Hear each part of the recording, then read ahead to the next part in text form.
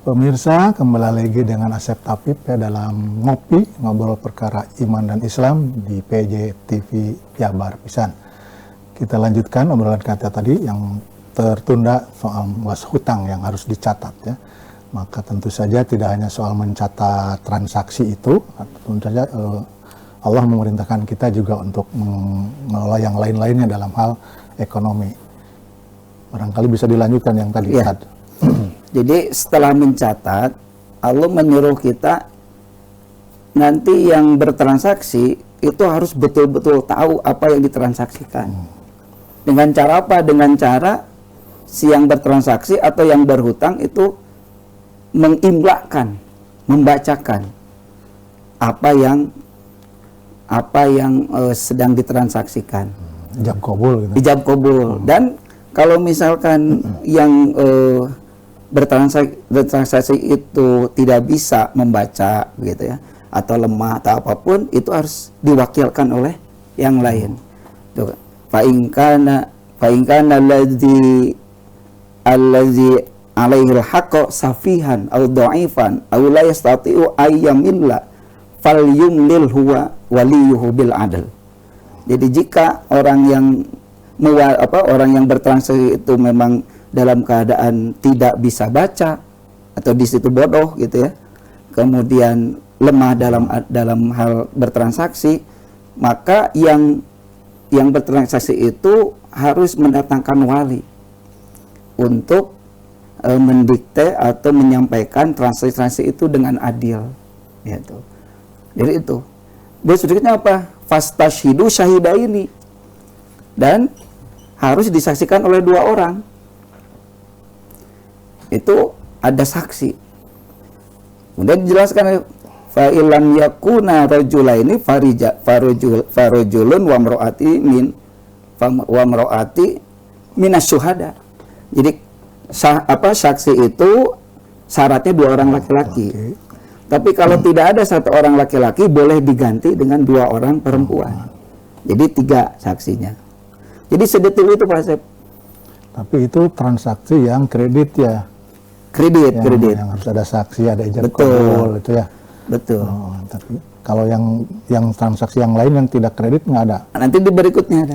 Oke, masih bisa dilanjutkan kalau gitu.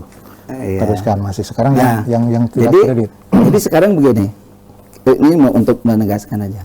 Jadi mencatat, mendiktekan, mendatangkan saksi itu dipraktekkan nggak sekarang Pak Asep? Dipraktekkan kan? Di perbankan itu dipraktekkan. Tapi tidak banyak yang tahu bahwa itu dasarnya Al-Quran. Ya. Kalaupun saksinya juga kadang-kadang tidak langsung ada di situ, nanda tangan di belakang. Itu. Saya sebagai pimpinan biasanya begitu, dari bank itu kan saya datang aja ke saya sebagai atasan. Padahal Allah itu sudah harus begitu, harus datang saksi itu menyaksikan kan gitu. Itu aturan-aturan dalam Al-Quran.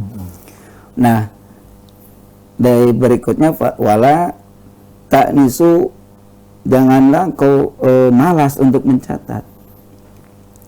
Ya, ila antakuna tijaratan hadiratan minkum, kecuali dalam transaksi yang sifatnya tunai. Jadi kalau tunai memang tidak mengapa tidak dicatat gitu. Karena tuntas kan? Karena tuntas selesai. Jadi hubungan antara hubungan finansial antara 2 orang itu sudah tuntas, sudah selesai, ada perpindahan barang gitu. Nah, ditambah ini yang menariknya. Di ayat 278-nya, ayat 276-nya Allah sampai 2283-nya Allah sampaikan wa in kuntum ala safarin wala tajidu katiban farihanun maqbudah.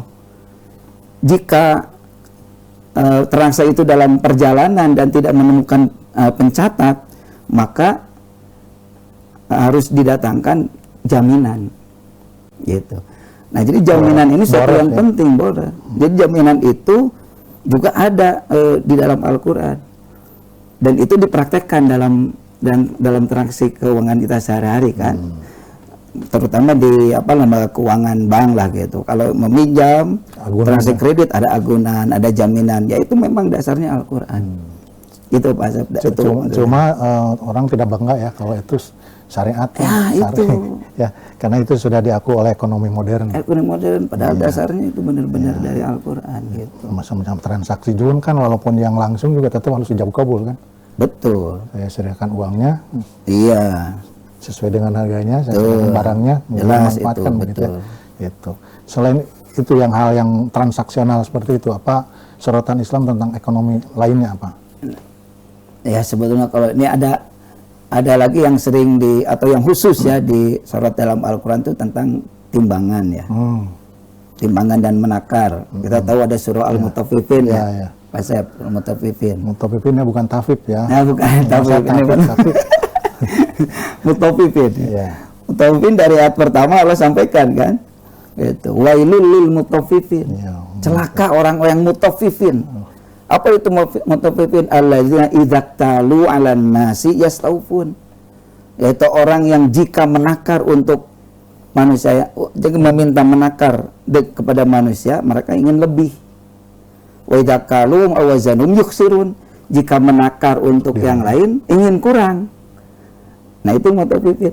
Jadi Pak Asep, mutaffifin itu bukan hanya penjual loh Pak Asep. Tapi pembeli juga. Iya. Kalau ingin membeli nih, minta nambah, itu termasuk mutaffifin. Masa kilo nambah. Yang ditambahin setengah kilo. Nah, itu tuh mutaffifin. Lamun dagangnya sabaliknya.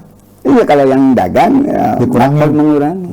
Minta sakilo dikurangi jadi padahal itu kata Allah itu akan dipertanggungjawabkan semua. Kemarin heboh minyak ya, minyak itu. Ternyata Masya Allah itu. sekian ya.